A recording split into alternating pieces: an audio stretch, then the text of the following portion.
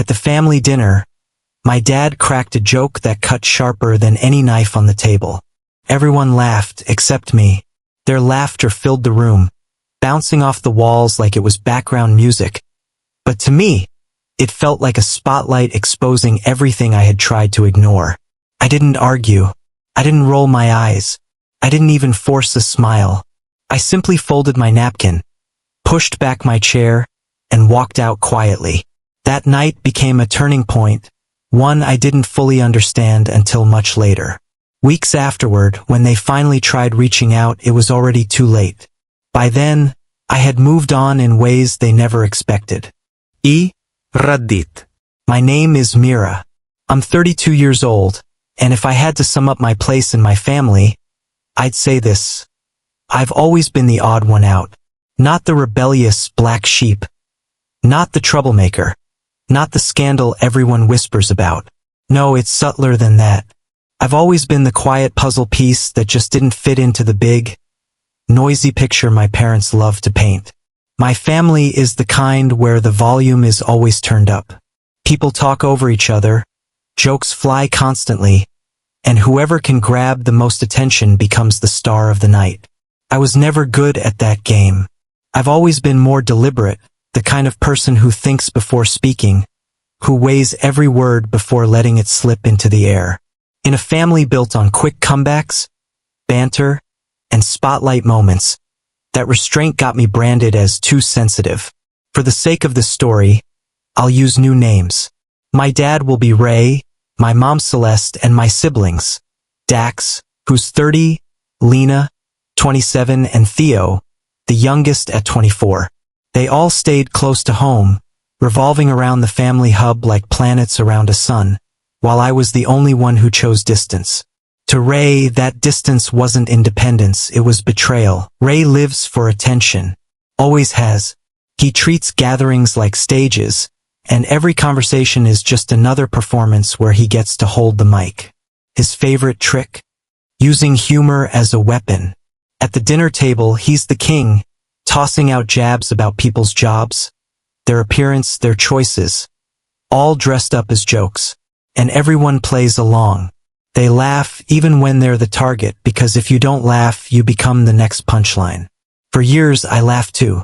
Even when the joke was about me. Even when it stung. Because laughing was easier than sitting through the silence that came if you didn't. In my 20s, I tried to play their game.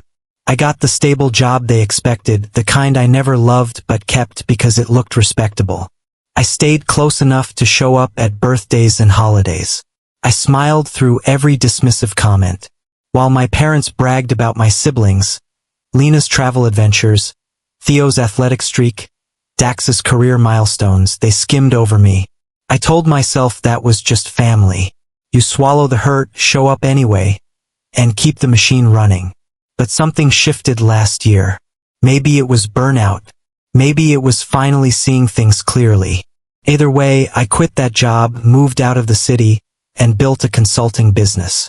For the first time in my life, I felt like I was steering my own ship instead of rowing someone else's.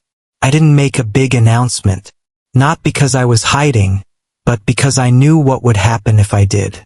In my family, success had to be loud, flashy cars, impressive titles, big shiny proof. Quiet success, that didn't count. The real turning point came at my mom's birthday dinner. The house was packed that night, extended family, neighbors, church friends. The smell of roasted chicken and spices filled the air, familiar and heavy. I walked in carrying a homemade dessert I'd baked myself. Celeste barely looked up. Ray smirked. "You didn't just buy this on the way, did you?"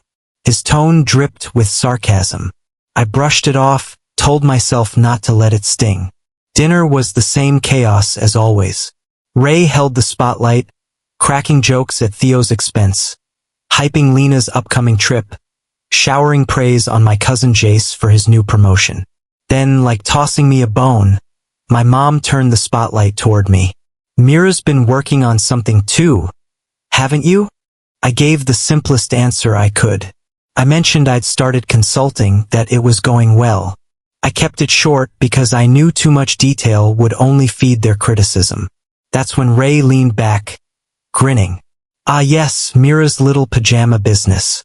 The one where she sits on the couch pretending she's changing the world from her laptop. The laughter that followed filled the room. Loud, contagious, effortless. Everyone joined in. Everyone but me. In that moment, I felt heat rising in me. Not embarrassment. Recognition. This wasn't going to change. No matter what I did, no matter how much I grew, this would always be the role they wrote for me. The fragile one, the sensitive one, the one they could dismiss with a joke. So for the first time, I didn't play along. I didn't laugh. I didn't defend myself. I just stood up, looked at my mom, and said softly, "Happy birthday." Then I walked out. The silence afterward was heavier than I expected. 3 days went by without a word. Then the texts trickled in. "You know Dad was just joking. Don't be so sensitive, Mira.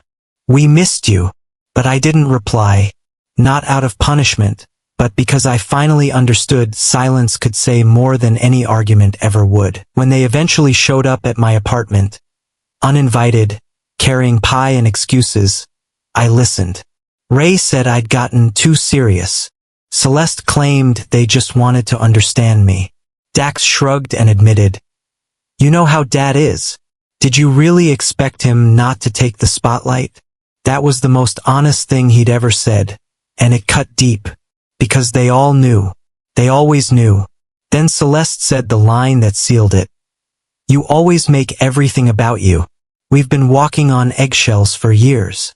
And in that moment, it hit me. They didn't want to understand. They didn't want to respect me. They wanted control. So I told them to leave.